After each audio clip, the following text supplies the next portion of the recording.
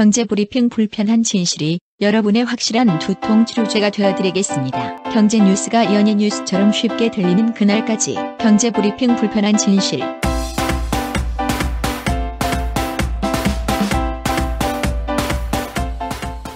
경제브리핑 불편한 진실 7월 6일 순서 시작하겠습니다. 저희 방송 들으신 분들은 월요일부터 참 재미난 광고가 실리고 있다 이런 생각하셨을 것 같아요. 아, 재미나요? 재미나지 않나요? 레이노.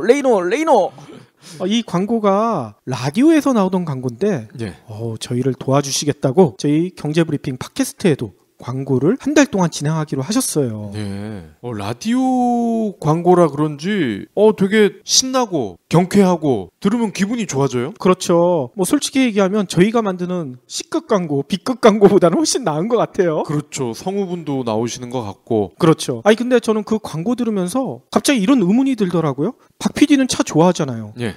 박 PD는 차 썬텐 혹시 따로 했나? 이게 궁금해져요. 왜냐면 제가 방송에서 여러 번 얘기 드렸지만 제 차 트라제는 10년이 됐는데 출고할 때 그 상태 그대로예요. 네. 출고할 때 영업소 직원이 해준 그 썬텐 지금까지 그대로 쓰고 있거든요. 근데 문제는 요즘같이 날이 더워지잖아. 진짜 팔이 익는다. 이런 느낌까지 들어요. 네. 저도 마찬가지예요. 저도 차를 살 때 영업하시는 분이 보통은 이 썬팅을 기본으로 제공해 줍니다. 이런 식으로 광고를 하거든요. 그렇죠. 그러니까 살 수밖에 없게 되고, 그러니까 차 썬팅은 의무적으로 따라오는 옵션 아닌가? 이렇게 생각을 많이 하시죠. 그러니까요. 그런데 이 차 썬팅이 사실 의외로 중요합니다. 아, 그래요? 썬팅 말 그대로 햇빛을 가려주는 건데 이 자외선, 적외선, 가시광선 차단을 시켜주면서요 피부 노화와 여름철 열기를 동시에 차단을 해주거든요. 아하. 물론 멋을 내는 거 아니냐라고 하시는 분들도 있겠지만 멋도 멋이지만 그 전에 사실은 피부에 닿는 태양광을 줄여주는 거거든요. 아, 그렇군요. 그리고 여름 같은 경우에는 야외 주차를 오래 하면요 심지어 안에 라이터를 두면은 이게 폭발합니다. 아, 그렇죠. 유튜브 보니까 그 안에서 계란 후라이를 해먹는 사람도 있더라고. 예, 엄청 뜨겁거든요. 그러니까. 그런데 이 썬팅을 하게 되면요 그 열기를 상당 부분 또 차단을 해줍니다. 아, 그렇군요. 근데 썬팅을 따로 하면 좀 비싸지 않을까 이런 생각도 드는데요. 저도 이 영업 사원분들이 맨날 해주셔서 가격은 몰랐는데 광고 의뢰가 들어와서 저도 한번 찾아봤습니다. 아, 그러셨어요? 우리 경제브리핑 애청자분들에게 소개를 해도 좋은지 소개를 하면 안 되는 건지 알아봐야 되니까. 그렇죠. 저희는 아무 광고나 싫진 않잖아요.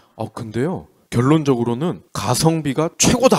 그래요? 이러한 고객 반응이 대부분이더라고요. 근데 다른 제품들도 많잖아요. 레이노만의 특징이 있을 것 같아요. 네, 조금 전문 영역으로 들어가야 되는데요. 이 레이노의 썬팅 필름은 카본 그리고 세라믹 이 두 성분의 장점만을 살려 개발한 나노카본 세라믹 필름입니다. 나노카본 세라믹? 이건 뭐예요? 카본 필름은 내구력은 강하지만 필름 입자가 커서 열 차단 성능이 상대적으로 떨어집니다. 어허. 그런데 세라믹 필름은 입자가 산화 현상이 나타나면서 내구력은 약하지만 시인성이 좋아요. 거기다가 열 차단 성능도 좋고요. 아, 그렇군요. 그러니까 카본과 세라믹의 장점만 모아서 나노카본 세라믹 이런 새로운 필름을 레이노에서 개발한 거죠. 이렇게 새로운 제품이면 가격이 무지 비쌀 것 같다 이런 생각도 드는데요. 그런데 가격이 의외로 착합니다. 아하. 그러니까 가성비가 좋다는 평가를 받는 거죠. 그렇군요. 거기다가 개런티 기간도 10년. 10년이나 보장해 준다고요? 예. 차 망가질 때까지 썬팅 안 바꿔도 되겠네? 거의 폐차하기 전까지는 안심해도 되겠죠? 아, 그렇군요. 근데 한 가지가 더 있습니다. 뭐가 더 있어요? 크리드 필름이라는 게 또 있는데요. 그건 뭔가요? 일종의 페인트라고 생각하시면 돼요. 페인트? 페인트인데 필름이다. 아하. 우리가 왜 마트나 이런 데 차를 세우면 주차 공간이 너무 좁잖아. 그렇죠. 그래서 문콕 테러 많이 당하죠. 저도 여러 번 당했어요. 네, 근데 이 크리드 필름을 씌우면은요 자동차가 문콕 테러를 당했을 때도 스크래치를 상당 부분 줄일 수가 있습니다. 아, 그래요? 문콕은 물론이고 왜 우리 주차할 때도 좀 주차가 서투신 분들은 살짝 미는 경우 있죠. 왜? 그렇죠. 내 앞에 있거나 옆에 있는 차를. 아, 그러면 엄청 속상하죠. 그런 경우에 이게 마찬가지로 스크래치가 살짝 생겨요. 이게 자세히 보면 보이는데 그냥 신경 안 쓰면 또 잘 안 보이고, 근데 신경을 안 쓸 수가 없잖아. 그렇죠. 그런 때도 이 크리드 필름이 큰 역할을 한다는 거죠. 아, 그러니까 일반 썬팅 필름은 차량 윈도우에 하는데 이 크리드 필름은 차량 외관에 설치하는 거군요. 예. 그러니까 이 레이노 이 회사의 제품력, 기술력이 상당하다. 미루어 짐작할 수가 있겠죠. 진짜 놀랍네요. 그래서 저희가 청취자분들에게도 이렇게 자신 있게 소개를 드리는 거죠. 아, 그러면 박 PD도 이번 기회에 레이노 필름으로 바꾸실 건가요? 아, 이거 필름을 떼고 다시 붙여야 되나요? 자동차에서 중요한 기능 3가지. 달린다 선다 본다 달린다 선다 본다 레이노 그래서 썬팅은 중요하다. 썬팅은 레이노 썬팅 썬팅은 레이노 레이싱카에 장착되는 프로페셔널들의 썬팅. 썬팅은 레이노 썬팅. 그러면 오늘 꼭 챙겨야 할 경제 브리핑. 헬조선이 달리 헬조선이 아니었어요. 뭐가 있어요? 돈 넣고 돈 먹기가 횡행하는 그런 헬조선이었다는 거죠. 아이고. 그러니까 부자는 계속 부자가 되고, 부자 위에 더 돈 많은 거부는 더 거부가 되고, 아하. 반면에 없는 사람은 있는 것마저 빼앗겨버리는, 이거 우리 도스토예프스키 소설에도 나오는 대목 아닌가요? 그러니까요. 개천에서 욕난다. 이건 진짜 옛말이 돼버렸다. 이 얘기군요. 예, KB금융지주 경영연구소가요, 오늘 발표를 했어요. 2016 한국 부자 보고서라는 보고서를. 부자 보고서는 아버지와 아들 보고서 아니죠? 요약을 하면 이렇습니다. 금융자산 10억 원 이상을 보유한 부자가 21만 1000명인데 1년 전과 비교를 해봤더니 3만 명이 늘었다는 거야. 박 PD가 그 중에 한 명 아니에요? 그랬으면 좋겠어요. 특히 금융자산이 200억 원 이상의 거부라고 하죠. 거부 800명인데 4년 전보다 2배가 늘었답니다. 이야, 장난 아니군요. 그러니까 부자, 거부, 얘들은 빛의 속도로 증가를 하고 있어요. 없는 사람은 계속 없고 있는 것마저 줄어드는 판국에. 이분들은 화수분을 가지고 있나요? 돈이 돈을 낳는? 그런데 그럼 이들은 누굴까? 금융자산이 많다는 얘기는 금고에다 돈을 넣어두거나 은행에 아예 전담 직원이 있어서, 그죠? 그분을 통해서 주로 재산을 불리는 그런 사람들이잖아. 거기다가 플러스 부동산이 많은 분들, 월 임대료 받는 분들, 그런 분들이죠. 그렇군요. 그러니까 요거를 좀 더 피부에 와닿게 말씀을 드리면은, 월세나 이자를 내는 사람은 계속 가난해집니다. 반면에 월세나 이자를 받는 사람은 빛의 속도로 부자가 되는 거죠. 이러니 헬조선이다. 이 얘기군요. 대륙의 실수의 멤버로 불리는 중국 업체 하웨이라고 있죠. 네. 이 하웨이가 최근에 난리가 났대요. 제품이 잘 팔려서 이런 게 아니라 네. 사진을 조작했대. 사진을 어떻게 조작을 했길래? 그러니까 이 사진을 어떻게 조작했나 봤더니만, 하웨이가 자신들의 프리미엄 스마트폰 P9이라고 있는데요. 예. 이걸로 어떤 멋진 장면을 찍었다. 이렇게 공개를 해서 네티즌들한테 너무 사진이 좋다, 퀄리티가 뛰어나다, 이렇게 칭찬을 받았었는데, 문제는 알고 봤더니 이 P9으로 찍은 사진이 아니었대. 뭘로 찍었어요, 그러면? 그 사진은 다른 고가의 DSLR 카메라로 찍은 걸로 들통이 나버렸다는 거예요. 그래서 발칵 뒤집혔다고 합니다. 이 내용은요, 시넷 등 외신이 전했는데요. 최근 화웨이가 구글 플러스 페이지에 트레이닝복을 입은 한 여성 모델이 야외에서 햇볕을 멋지게 받고 머리카락을 멋지게 쓸어 올리는, 딱 상상이 가시죠? 머리카락 쓸어 올리는 그 청순한 그런 모습. 그렇죠. 이 사진을 게재를 했었어요. 이 사진은요, 영국의 패션 모델인 엘라 우드워드라고 그러더라고요. 이 여성이 멋진 일출 아래에서 찍은 사진이라고 하더라고요. 그런데 하웨이는 아까 얘기대로 이 사진이 P9으로 찍었었다. P9의 듀얼 카메라가 일출 같은 이런 어두운 곳에서도 이런 멋진 사진을 찍을 수 있다. 이런 식으로 설명을 붙여놨었거든요. 근데 문제는 안드로이드 전문 매체인 안드로이드 폴리스가 이걸 살펴봤나봐. 봤더니 이 사진이 2,600달러짜리 DSLR 카메라 캐논의 EOS 5D Mark III 이 제품으로 찍은 걸로 알려졌다고 해요. 고가의 DSLR로 찍은 걸 자기네 스마트폰으로 찍었다, 거짓말을 했군요. 그러니까요. 아니, 모방은 창조의 어머니다 뭐 이런 얘기가 있긴 하지만 모방을 하더라도 적당히 해야지 이렇게 쉽게 들통날 것을 버젓이 광고를 한다는 게 말이나 될까 이런 생각이 드네요. 모방과 조작은 많이 다르죠. 이 PD님은 하루에 몇 시간 주무세요?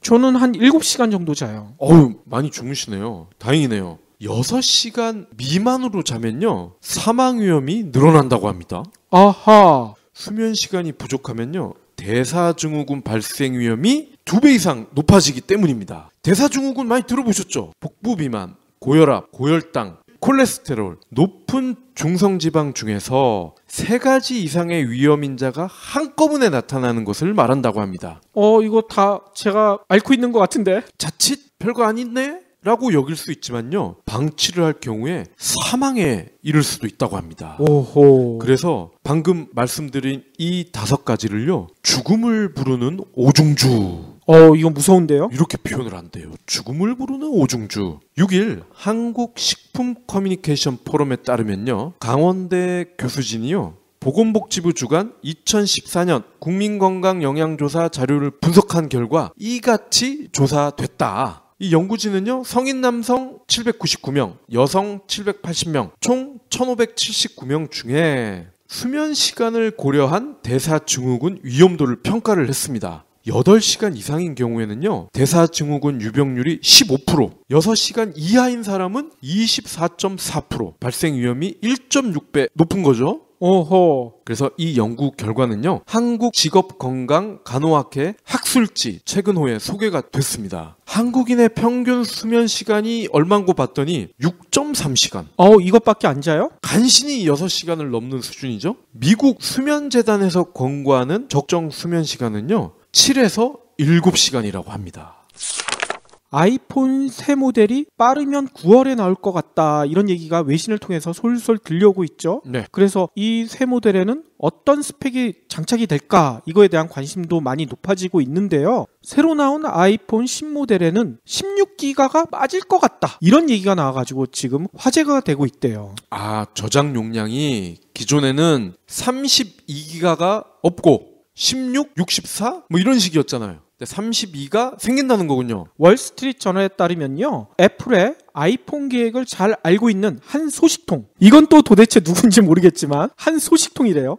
저는 대충 알 것 같아요. 아무튼 이 소식통의 말을 인용해가지고 이렇게 보도를 했다고 합니다. 현재는 애플의 아이폰 6나 6S가 용량이 16, 64, 128 이렇게 3가지였는데 아까 얘기대로 16기가는 빠지고 32, 64, 128 이렇게 되던가 아니면 256기가가 등장할 수도 있다 이런 얘기도 나오고 있어요. 와, 256짜리가 나오면 엄청 비싸지겠는데요? 그러니까요. 아무튼 애플이 이렇게 저장 용량을 바꾸고 있는 것은 요즘 갈수록 앱이나 게임, 음악, 사진, 동영상 이런 걸 이용하는 사람들이 늘어나면서 저장 용량이 너무 부족해 이렇게 얘기하시는 분들이 갈수록 늘어나고 있기 때문이라고 합니다. 그렇죠. 거기다가 무제한 요금제 많이 쓰시잖아요. 그러니까 드라마, 영화 이런 것도 받는 데는 일단 돈이 안 들 거 아닙니까? 그렇죠. 그래서 애플은 이 모델을 빠르면 9월 정도에 출시될 거라고 하는데 진짜 이렇게 나올지 좀 기다려 봐야 될 것 같아요. 근데 이 PD님 오늘 6 플러스 사셨잖아. 그렇죠. 어쩔 수 없이 샀고요. 참고로 제 와이프는 6를 샀는데 6가 공시지원금이 엄청 늘어났어요. 그렇죠. 모든 기가는 아니고 제일 안 팔리는 16기가. 16기가의 공시지원금이 많이 늘어나서 상당히 가격이 싸졌더라고요. 지금 아이폰은 거의 지원금이 없다고 봐도 무방할 정도로 미미하게 주잖아요. 그렇죠. 근데 6의 16기가는 재고가 너무 많아서 털려고 하는 거니까 혹시 우리 청취자분들 중에서 나는 그래도 아이폰이 좋아 그런 분들은 16기가라도 좋으시면은 지금 기회를 이용하시면 나쁘지 않을 것 같습니다. 마지막 브리핑입니다. 노후 석탄 발전소를요 2025년까지 전부 폐지하겠다 이렇게 관계부처 장관이 약속을 했어. 아니 2025년이면 앞으로 한 10년 남은 건데 10년 동안 거기서 나온 미세먼지 다 먹으라고? 그러게 말입니다. 노후 석탄 발전소가 도대체 몇 살이나 된 앤가 하고 봤더니요 30년 이상이래. 오이? 30년 이상 된 석탄 발전소가 있었다는 얘기잖아. 그러면 그러니까 이게 더 충격적이에요. 어쨌건 30년 이상 된 이 노후 석탄 발전소가요 10개 정도 있다고 합니다. 오, 10개나 돼요? 더 큰 문제는 지금도 얘들이 돌아가고 있다는 거야. 아니, 그러니 하늘이 뿌옇지. 그러니까 하도 국민들이 미세먼지 주범이 누구냐 막 추궁을 하니까 급한 마음에 고등어 어쩌고 저쩌고 했다가 욕 바가지로 먹었다가 고등어는 야 우리가 생각해도 너무 심한 거 아니야? 그러니까 말이에요. 어떤 새끼야! 하고 이제 그 사람은 아마 잘렸겠죠? 아니야, 잘리지 않았을 거야. 안 잘렸으려나? 오히려 상 받을 수도 있어요. 네. 고등어 만드는 업체들만 지금 난리가 났고요. 따져봤더니 노후 석탄 발전소가 큰 역할을 한 것 같다. 그래서 이런 발표를 오늘 한 것 같은데요. 문제는 이렇습니다. 석탄 발전이 전체 발전 설비에서 차지하는 비중이요. 작년에 28%나 됐대. 아니, 우리나라 원전 그렇게 많은데 28%나? 그러니까 나는 다 원전인 줄 알았어. 그러니까? 석탄이 무려 28%였다고 합니다. 그런데 오늘 주무부처 장관이 약속을 한 게 29년까지 26.2%로 줄이겠다. 아니, 줄어드는 게 얼마 안 되네요? 1.8%포인트? 10년 동안? 장난 지금 국민이랑 하냐? 차라리 기다리다 숨막혀 죽기 전에 이민을 가는 게 빠를 것 같습니다. 그러네요.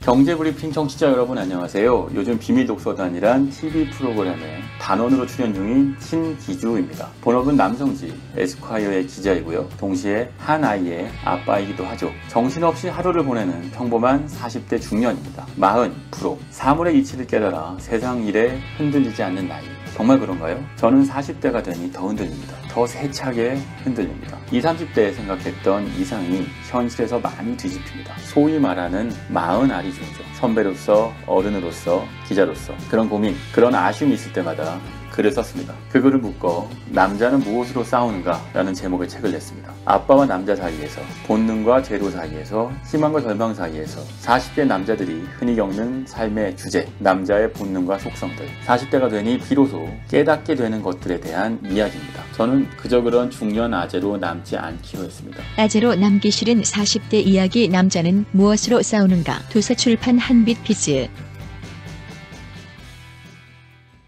그러면 오늘의 섹션 시작할 텐데요. 오늘은 일자리 얘기를 드릴까 합니다. 근데 일단 이소부화 이걸로 한번 시작을 해볼까 해요. 뭐 다들 알고 계시겠지만 요즘같이 후덥지근한 여름철에도 개미는 부지런히 일을 했죠. 추운 겨울을 대비해 저장소도 만들고 음식도 날랐어요. 반면에 배짱이는 개미를 놀리며 기타만 쳤죠. 하지만 날이 점점 추워져서 겨울이 찾아오니까 배짱이는 개미를 찾아가 애원합니다. 개미님, 너무 배가 고파요. 먹을 것 좀 주세요. 다 아시죠? 이게 어렸을 때부터 귀에 못이 박히도록 들어왔던 개미와 배짱이 이야기. 이거 초등학교 저학년에 아마 교과서에도 나왔을 거예요. 그렇죠. 뭐 여러분들 알고 계시겠지만 이 내용은 그거잖아요. 미래를 대비해서 개미처럼 부지런하게 일해라. 배짱이처럼 놀면 패가 망신한다. 뭐 이런 교훈을 담겨져 있는 그런 얘기잖아요. 그지되기 십상이다 그랬어요 우리 선생님은. 아, 그랬어요?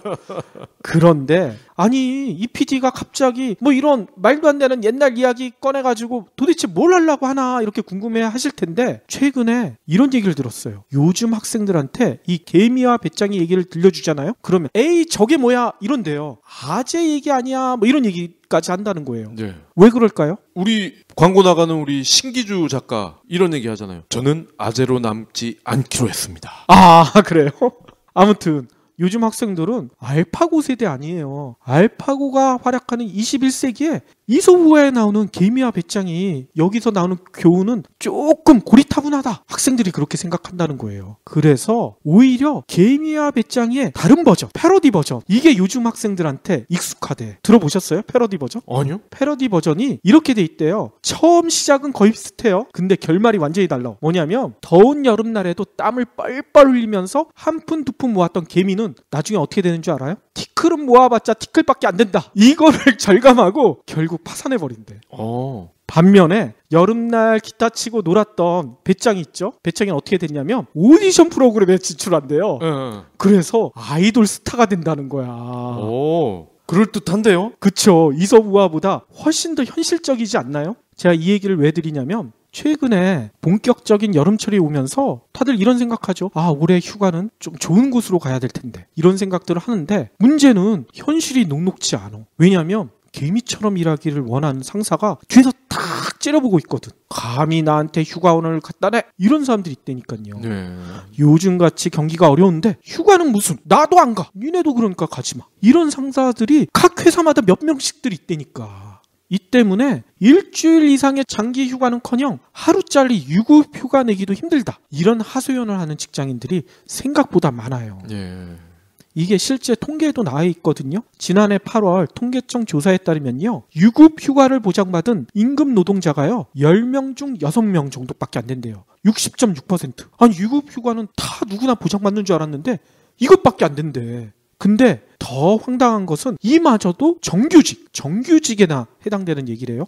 뭔 얘기냐면 정규직 중에는 89.2%가 유급휴가를 보장받는데요. 비정규직은 겨우 24.8%만 유급휴가를 보장받는. 너무 놀랍지 않아요? 아니, 비정규직인 것도 서러운데 쉬는 것도 마음대로 할 수가 없다는 말이잖아요. 그렇죠. 비정규직 진짜 심각하죠? 아니, 근데 저는 여기서 더 심각하다고 느꼈던 게 정규직의 11%가 유급휴가를 보장받지 못한다는 거. 이것도 너무 놀라운 수치인 것 같아.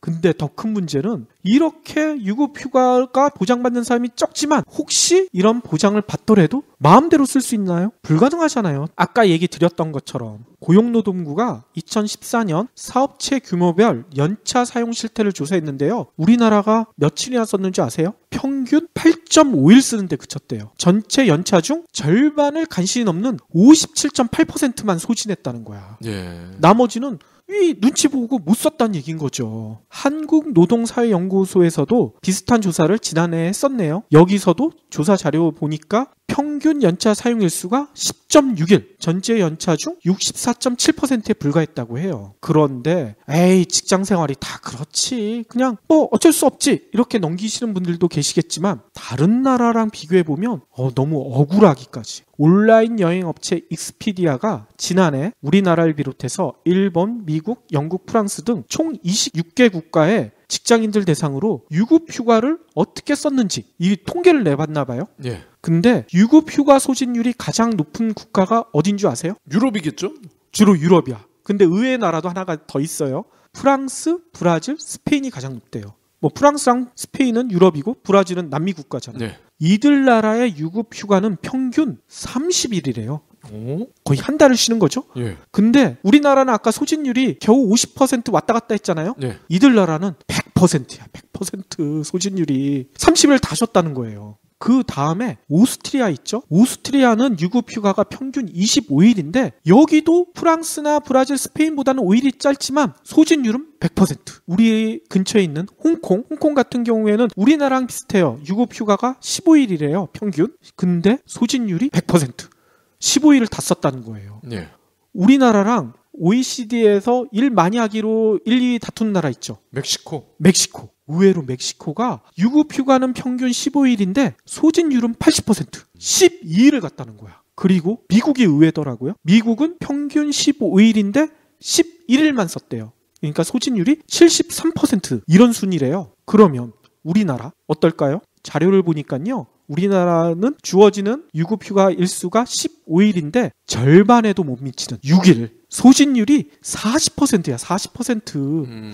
그래서 자랑스럽게도 26개 국가 중에 꼴찌. 근데 이 꼴찌가 이번이 처음이 아니라 자랑스럽게도 또 2년 연속 꼴찌. 일만 주구장창 하는군요. 놀지도 못하고. 그러면 이런 얘기 하시는 분이 계실 거예요. 아까 1번 얘기했잖아요. 예.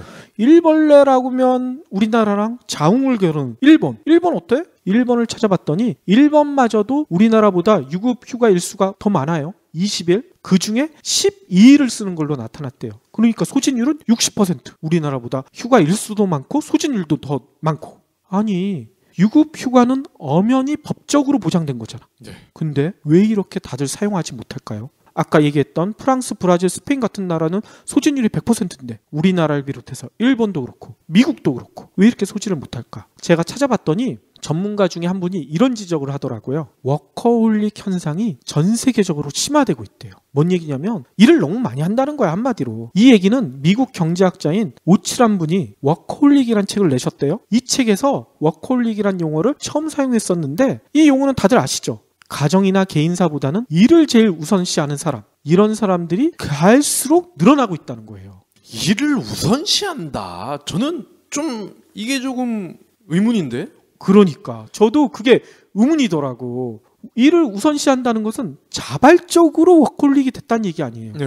그래서 제가 자발적인 워커홀릭이 있긴 있어요. 저도 제 주위에 보면 진짜 일에 미쳐 하시는 분들이 없지 않아 있어. 그렇지만 자발적이 아니라 비자발적인 워커홀릭, 이런 분들이 더 많잖아요. 전 자발적인 사람 못 봤는데? 자발적인 사람도 있긴 있어요. 잘릴까봐 그런 사람은 봐도 자발적으로 하는 사람은 못 봤어요. 아무튼 제가 보기에는 이 워커홀릭도 좀 나눠야 될 것 같아. 자발적인 워커홀릭, 비자발적인 워커홀릭. 그래서 이런 비자발적인 워커홀릭이 도대체 어떤 상태일까 찾아봤더니 용어가 있더라고요. 프리젠티즘이라고 들어보셨어요? 네. 프리젠티즘, 이 현상이 비자발적인 워커홀릭을 지칭하는 거라고 하더라고요. 이 프리젠티즘 현상이 전 세계적으로 갈수록 심각해지고 있대요.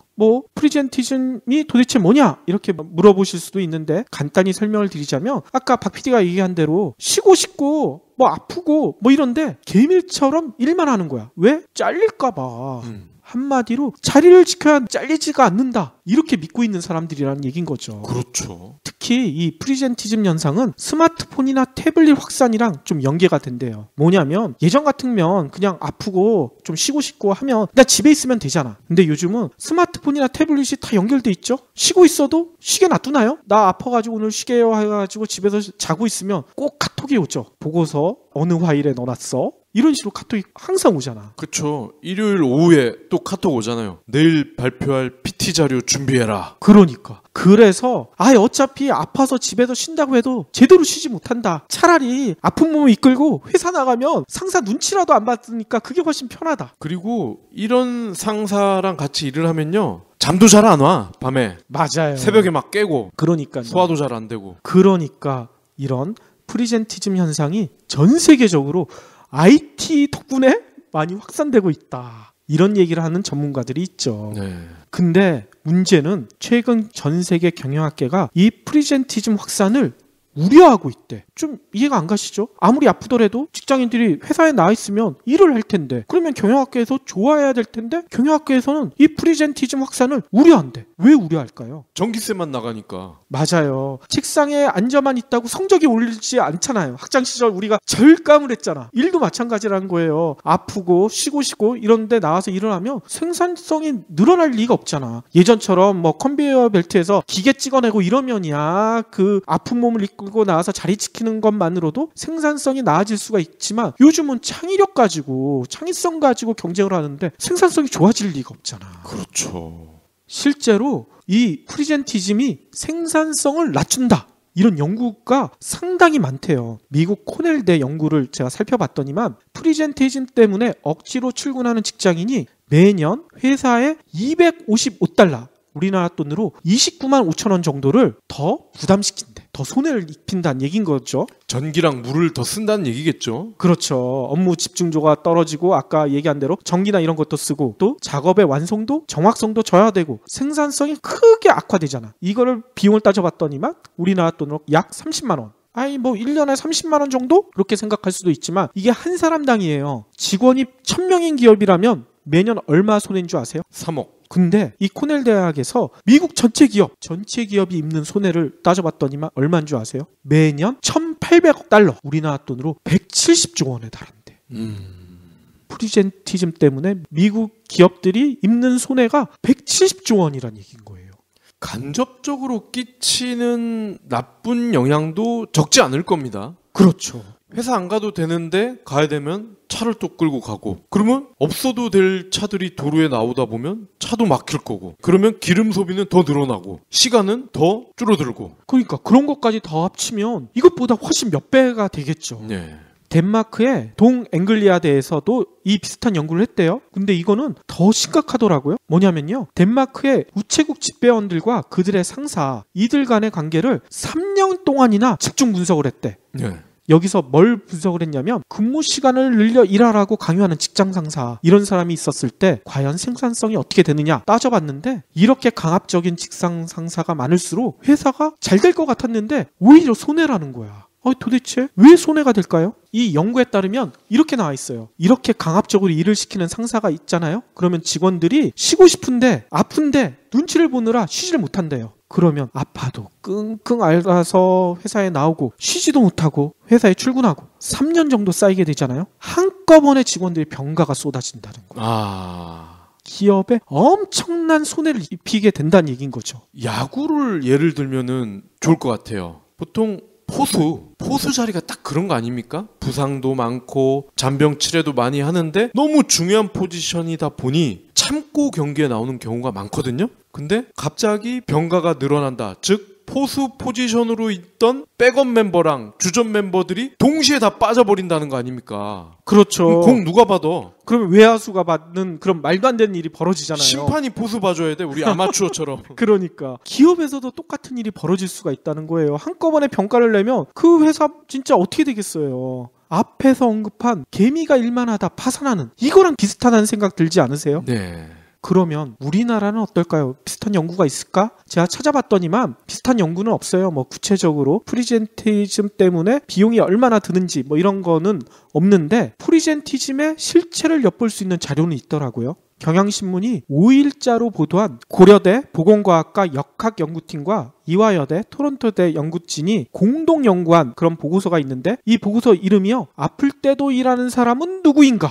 보고서 이름이 너무 섹시하죠? 의사 아니에요? 아플 때도 일하는 사람은 의사예요? 아무튼 이 보고서에 따르면요, 전일제 노동자 26,611명을 대상으로 설문조사를 해가지고 이 보고서를 만들었다고 하는데요, 상대적으로 힘들고 위험한 일을 하는 비정규직이 정규직보다 아파서 쉬는 병결 경험이 오히려 4에서 43%가 적대요. 적다.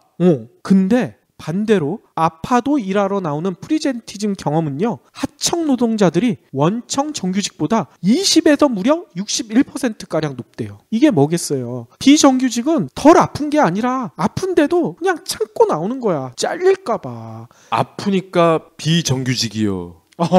맞아. 그런 것 같아요. 비정규직은 고용이 불안하니까 아파도 쉬지 못하고, 이러다 어떻게 되겠어요?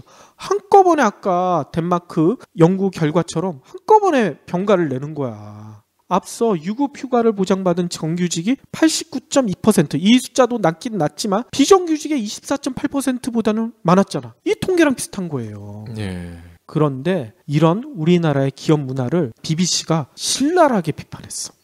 뭐라고 비판했는지 아세요? BBC는 직장 상사보다 먼저 출근해 늦게 퇴근하는 프리젠티즘 때문에 한국이 산업화 국가 가운데 가장 높은 자살률을 기록하고 있다, 이렇게 지적을 했어요. 프리젠티즘 때문에 자살률이 높다는 거야. 또 대한신경정신의학회 조사 연구 결과도 인용해가지고요, 우리나라 직장인의 25%가량이 높은 수준의 스트레스를 받고 있다. 그 원인? 직장 문화, 직장에서 상사들이 강요하는 너무 많은 일 때문이다, 이렇게 지적을 한 거예요. 그러니까 한국 기업 직장인들 중엔 웃는 사람이 없다, 이런 지적을 하더라고요. 정신이 나가서 웃는 것 말고는 방법이 없겠네요.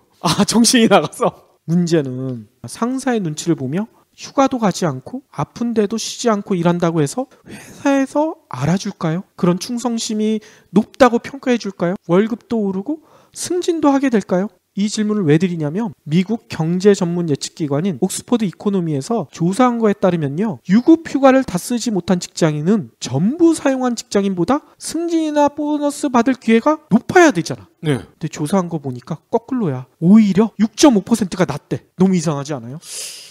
이건 미스테리인데? 물론 이 연구 조사 결과가 명확하지가 않긴 하더라고요. 휴가를 다 쓰지 못한 직장인이 능력 부족으로 일을 마치지 못해서 휴가를 가지 못한 것인지, 아니면 스트레스를 더 받아서 생산성이 낮은 것인지, 이거에 대한 내용은 없지만 이 연구 결과만 보더라도 휴가를 갔다고 일에 지장을 받고 승진 못하고 뭐 이런 건 아니라는 게 증명이 돼버린 거 아니에요. 네. 물론 아니 이건 미국 사례 아니야. 한국에서는 어울리지 않아. 이렇게 지적하시는 분들도 계시겠지만 저는 제 경험상 이거 맞는 것 같아요. 제 주변만 보더라도 회사에 목숨 걸고 충성 다했던 이런 선후배들 지금 보면 이 선후배들이 나중에 구조조정 됐을 때 가장 먼저 잘려나가. 경영하는 분들이 봤을 때는 그렇게 생각할 수도 있을 것 같아요. 능력이 없으니까 몸으로 때우는 거지 라든지 아니면 성과는 별로 안 좋은데 전기세나 축내고 물세나 축내고 라든지 좋게 보지는 않을 것 같긴 해요. 그렇죠. 근데 그렇게 일하시는 직장인들은 나 이렇게 해야 내 충성심을 보여줄 수 있다. 이렇게 착각하고 있는 거고. 예전에 그런 거 있었잖아요. 금성에서 온 남자, 화성에서 온 여자. 그거랑 비슷하네. 그런 것처럼 남과 여가 시선이 굉장히 다르듯이 경영자와 피고용인 두 사람도 시선이 굉장히 다를 수 있다는 거죠. 그렇죠. 그러니까 이 조사 결과에도 유급 휴가를 당당하게 더 쓴 사람들이 오히려 안 쓰고 버팅기는 사람보다 승진이나 보너스 기회가 더 많다는 얘기 아니에요. 네. 24시간 365일 내내 에너지를 낼 수 있는 사람은 없잖아요. 개미처럼 일만 할 수 있는 사람도 없죠. 적당한 휴식은 모든 직장인들에게 필수인데 배짱이처럼 더운 여름에는 노래도 부르고 기타도 튕겨야 이래야 창의성도 생기고 이럴 텐데 생산성도 높아지고 이럴 텐데 우리나라 직장인들 개미이기만 강요를 받고 있잖아요. 네. 그럼 이런 질문을 하실 거예요. 어떻게 하란 얘기냐? 그럼 내 배짱이라고 얘기하란 얘기냐? 이런 질문도 하실 것 같아요. 물론 권위적인 상사한테 개인적으로 나는 개미처럼 일만 할 수 없어요. 배짱이처럼 놀래요. 이러면 당장 잘리겠죠. 네. 개인적으로 얘기하는 건 솔직히 불가능해요. 다행스럽게도 노조가 있다면 노조의 도움을 받을 수는 있죠. 근데 저희가 방송을 통해서 여러 번 얘기 드렸지만 우리나라 노조 조직률이 10%도 안 되죠. 노조의 도움을 받을 수 있는 데는 별로 많지가 않아요. 현실적으로 이거를 타파하는 게 쉽지가 않다는 얘기인 거죠. 그래서 이런 이유 때문에 그래 어쩔 수 없어 포기하는 직장인들이 상당히 많을 것 같아요. 난 천상 개미야. 난 천상 개미 신분이야. 스스로 자책하는 그런 직장인들도 많으실 것 같고 게다가 이런 위안도 하시겠죠. 그래도 개미처럼 일하다 보면 추운 겨울 대비해서 돈은 좀 모아놓을 수 있을 거 아니야. 이렇게 자위하는 그런 직장인들도 계실 것 같고요. 하지만 아까 개미와 백장의 신버전처럼 이렇게 꾹 잡고 일했던 개미들은 어떻게 됐을까요? 티끌은 모아봐야 티끌이란 걸 절감하게 된다고요. 게다가 가장 큰 문제는 아까 여러 자료에서 나왔잖아요. 그렇게 개미처럼 일하면 어떻게 돼요? 건강을 버릴 수가 있어요. 건강 버리게 되면 어떻게 될까요? 파산할 수 있죠. 병치료하다가. 제가 드리고 싶은 말씀은 스스로부터 개미와 배짱의 신화에서 빨리 벗어나야 될 것 같아요. 나는 천상 개미야? 이런 얘기는 안 하셔야 될 것 같다는 얘기인 거죠. 일할 땐 일하고 놀 땐 놀고 이런 당당함부터 스스로 찾아야 되고 그리고 요구할 것을 당당히 요구해야 이런 개미와 배짱이의 옛날 신화, 이 신화의 노예가 되지 않을 수 있지 않을까 이런 생각이 듭니다.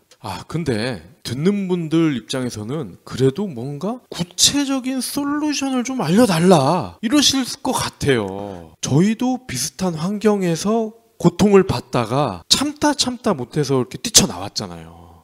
그렇죠. 예, 물론 많은 분들에게 저희처럼 회사를 그만두고 뛰쳐나와서 사업을 하세요 이럴 수는 없습니다. 모든 직장인들이 할 수 있는 건 아니겠지만 일단 나는 개미가 아니다. 마음부터 다 잡으시고 권위적인 상사이더라도 당당하게 쉬고 싶은 당당하게 휴가를 요구해야 되지 않을까 이런 생각이 들어요. 옛날 속담에도 있잖아요. 우는 아이 떡 하나 더 준다고. 네. 가만히 회사 눈치 보고 상사 눈치 보면서 휴가 안 가고 일하다 보면 아까 얘기대로 병도 얻을 수가 있고 결국은 구조조정할 때 제일 먼저 잘려나갈 수가 있어요. 그러니까 당당하게 요구하십시오. 개미는 회사에서 치이고 증권시장에서는 쪽박차고 기댈 데가 없군요.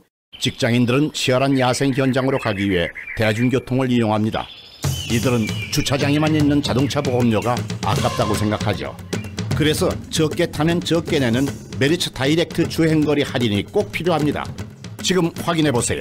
메리츠 다이렉트 자동차 보험. 가입 시 유의사항을 확인하세요. 이건 며칠 지난 기사긴 한데요. 제가 페이스북에서 두 가지 기사를 연달아 봤어요. 그래서 이게 조금 연결되지 않은가? 그래서 한번 오늘 소개할까 합니다. 일단 정의당 노회찬 원내대표 있죠. 네. 이 원내대표가 4일 국회 비교섭단체 대표 발언을 하셨는데 뭘 주장하셨냐면 국회의원 세비를 절반으로 줄이자 이렇게 제안을 하셨대요. 네. 노 원내대표는 2013년 기준 우리나라 의원의 세비는 OECD 3위다. 너무 높다. 세비를 반으로 줄여도 노동자 평균 임금의 3배. 최저임금이 5배. 너무 많다. 그러니 국회가 먼저 나서서 고통 분담하고 상생하는 모범을 만듭시다. 이렇게 얘기를 했거든요. 예. 근데 재미난 일이 있었어요. 발언을 다 마쳤는데 국회의원들이 한 명도 박수를 안 친 거야. 음. 세비 줄이자고 하니까. 그러니까 노회찬 의원이 이런 얘기를 했어요. 아무도 박수를 안 치시네요 하니까 그제서야 몇 명의 국회의원들이 박수를 치기 시작했다고 합니다. 아니, 좀 일관성이 있으면 좋겠어요. 파리클럽 들어갈 때 21번째라고 막 자랑했었잖아. 그렇죠. 그러면 세비도 OECD 21번째 수준으로 받으면 욕 안 먹겠네. 그러니까 말이야. 또 한 가지 기사는요. 이것도 4일날 벌어진 일인데 준정부기관인 한국장학재단이라고 있잖아요. 여기에 안양옥 이사장이 취임 후 가진 기자회견에서 이런 얘기를 했대요. 국가장학금 무이자 대출 비율을 늘려야 한다 이 설명을 하면서 빚이 있어야 파이팅도 생긴다 이런 발언을 했대. 이게 뭐냐면 대학생들이 지금 너무 편하다 이 얘기인 거죠. 빚이 있어야 열심히 일하고 할 텐데 빚이 없으니까 대학생들이 열정도 없고 이런다 뭐 이런 얘기인 것 같아요. 아, 그 라이트 아니에요? 라이트? 그 빚이겠죠 설마. 그 빚인가요? 아무튼 SNS나 이런 데서 난리가 났죠. 대학생들도 엄청 이거에 대해서 성토를 했는데 이런 파문이 이어지니까 안 이사장이 이런 해명을 내놨더라고요. 국가에서 장학금 대출을 해주니 부자 부모를 둔 학생들도 대출을 받아서 다닌다는 뜻이다. 이거는 사회 양극화를 막기 위해 부유한 부모를 둔 학생들이나 가난한 학생들이나 동일 선상에서 출발해야 한다. 이런 의미를 담고 있었던 얘기였다. 이렇게 해명을 하더라고요. 이 해명이 너무 웃기지 않아? 차라리 라이트라고 그러지. 그러니까. 아니 저는 그래서 이 두 기사를 한꺼번에 보니까 이런 생각이 들더라고요. 아니 그러면 대학생들이 빚이 없으니까 파이팅을 못하면 국회의원들이나 장학재단 이사장도 제가 보기에는 화이팅 못하고 있어요. 빚이 없기 때문이 아닐까? 요즘 화이팅 보이지 않는데 월급을 확 줄여가지고 빚을 내게 만들어주면 될 거 아니에요. 좋은 방법입니다.